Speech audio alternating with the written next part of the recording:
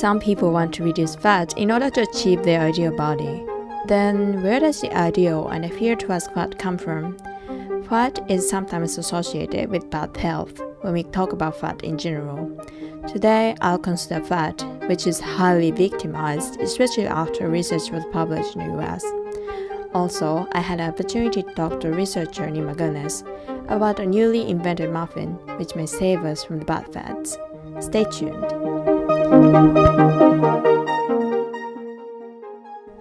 Restrictions of artificial trans fats are associated with a decrease in cardiovascular disease.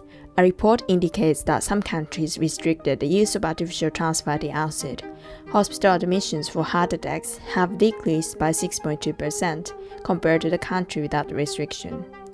This research was done by researchers from Yale University, University of Southern California, Los Angeles, University of Colorado, and University of Chicago. They analyzed the data of the countries' restricted trans fats compared with the non-restriction ones.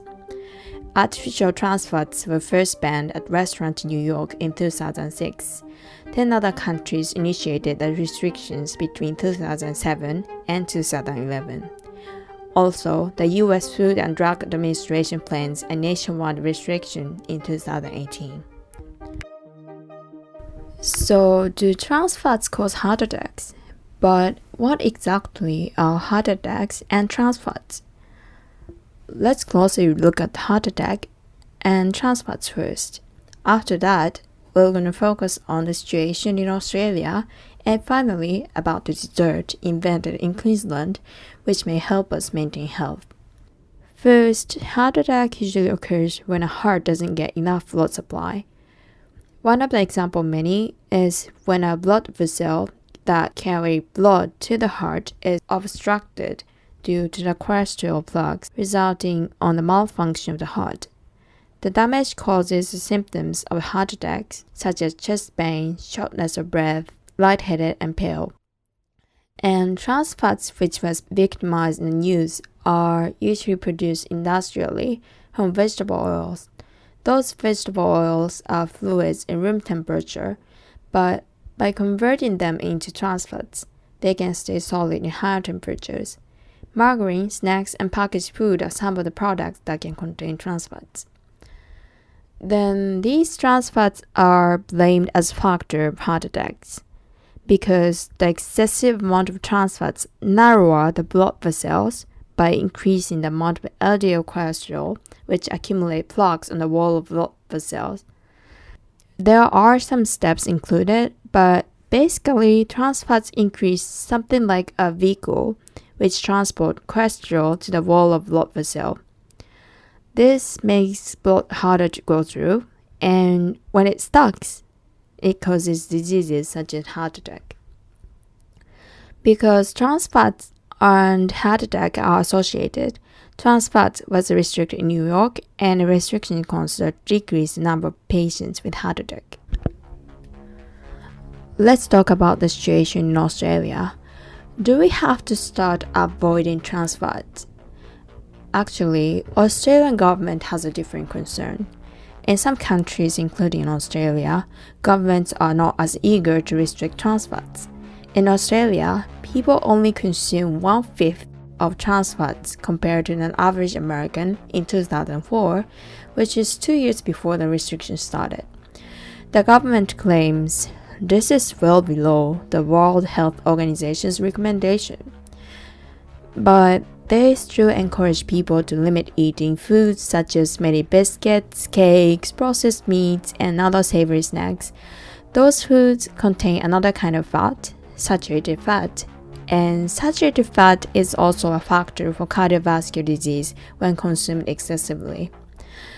Australians may not be eating much trans fat, but they are eating fair amount of saturated fat. So it's too early to stop caring about heart attack. Oh, it smells good. Somebody's baking muffins. Finally, let's talk about the dessert. Isn't it great if we could reduce the risk of heart attack by eating a delicious muffin? This may not be a dream anymore.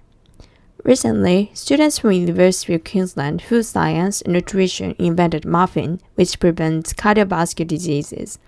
Cooperating with a student from business area, they are now getting feedbacks from the customers. Would you like to try? This is cholesterol lowering muffin. What is it? Cholesterol lowering muffin. My cholesterol's perfect. Oh, but then you can try it. We're working with the University of Stanford. So we're like bringing the science into And they're going to start selling them. That would be great. Start making them. And could you fill this survey for me while you're here? On the 11th of May, at the cafe in New Farm, Daniela, a student from University of Queensland, Master of Business Administration, introduced customers the cholesterol-lowering muffin. According to Dr. Nima Gunness, a postdoctoral research fellow from University of Queensland Nutrition and Food Science, the newly invented muffin contains soluble dietary fiber, which reduces the amount of cholesterol. Since less cholesterol results in less LDL cholesterol, the vehicle in the blood, the muffin is considered as a way to approach cardiovascular diseases, including heart attack. It was about the bad fats, but this doesn't mean we should stop eating fat. They are essential for our body. The research and the government suggests not to eat too much because we are in a situation that allows us to access excessive amount of them. Thank you so much for listening. See you next time.